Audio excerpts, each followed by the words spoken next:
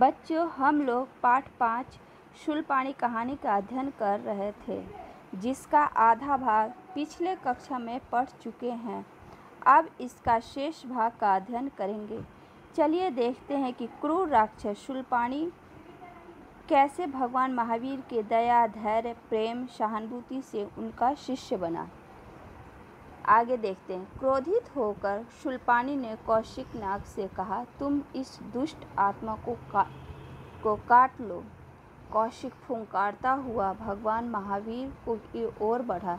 तभी भगवान महावीर ने शांत भाव से कहा, कौशिक, जरा सोचो तुम क्या करने जा रहे हो। ऐसा करने से तुम्हें क्या लाभ होगा। भगवान महावीर ने अमृतमयी वाणी सुनकर सर्प सम्मोहित हो गया। भगवान की वाणी सुनकर, बात सुनकर सर्प उनकी बात उनमें सम्मोहित हो गया। उसके मन को अच्छा लगा। वह जहाँ का तहाँ रुक गया। शूलपाणी और अधिक क्रोधित हो उठा। वह चिल्लाया, कौशिक, तुम इस दुष्ट आत्मा के कहने में क्यों आ रहे हो। क्या इसी दिन के लिए मैंने तुम्हें पाला पोसा है। मैं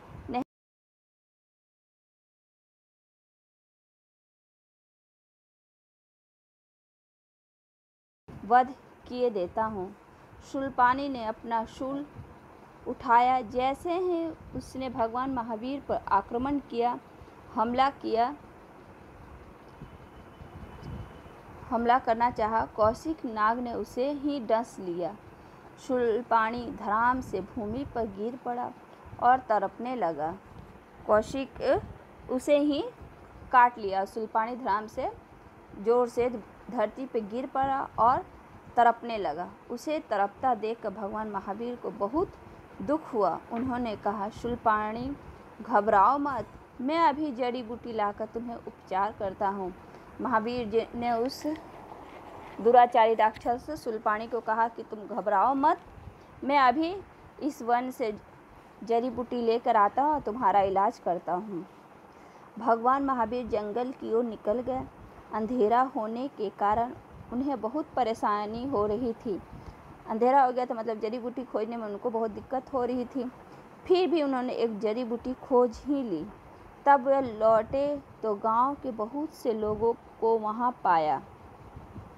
भगवान महावीर ने जड़ी बूटी घिस कर शूलपाणी का उपचार करना आरंभ किया तो गांव के मुखिया ने कहा, भगवान, इसे न बचाएं, यह हत्यारा और पापी है। यह निर्दोष लोगों को सताता है, अतः इसे मर जाने दीजिए। वहाँ के गांव के मुखिया ने कहा कि हे भगवान महावीर, आप इस दुराचारी पापी राक्षस को मत बचाइए। यह निर्दोष लोगों को हानि पहुँचाता है, मार देता है। महावीर स्वामी ने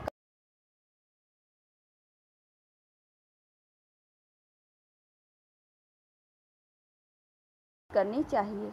शूलपाणी स्वभाव और दूसरे को कष्ट देने और मेरा स्वभाव है दूसरों को मदद करना। महावीर स्वामी ने कहा, तुम्हारा कथन ठीक है, तुम्हारी बात ठीक है, पर इस समय शूलपाणी बहुत कष्ट में है, बहुत दुखी है। उसकी रक्षा करना, उसकी मदद करना मेरा कर्तव्य है। शूलपाणी का स्वभाव है दूसरों को कष्ट देना, लेकिन मेरा स्वभाव क्या है, दूसरों की मदद करना, दूसरों का सहायता करना। लोग चुप हो गए।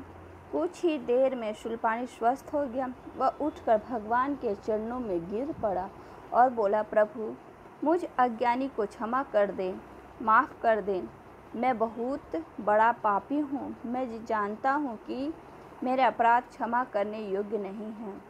अब मैं आपकी शरण में आया हूँ। आप जो चाहे सजा दें। उसके इलाज, उसकी सहायता, मदद से वह बहुत खुश हुआ, प्रसन्न हुआ और उसके चरण में गिर पड़ा और रोने लगा। बोला, मेरे अपराध को क्षमा कीजिए प्रभु, कि मैं आपकी शरण में आया हूँ। आप मुझे जो चाहे सजा दें। भगवान महावीर ने उसे उठाते हुए कहा, उठो वत्स,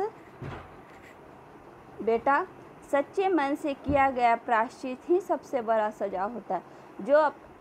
जो अपने मन में सच्ची श्रद्धा एवं विश्वास से अपने अपराध को मान ले, वही उसकी सबसे बड़ी सज़ा है। मुझे अपना शिष्य बनाकर दीक्षा दे।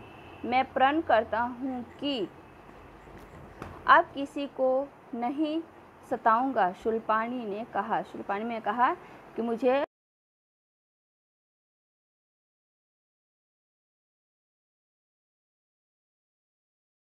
महावीर ने उसके सिर पर हाथ फेरते हुए कहा, वत्स, आज से तुम मेरे शिष्य हुए।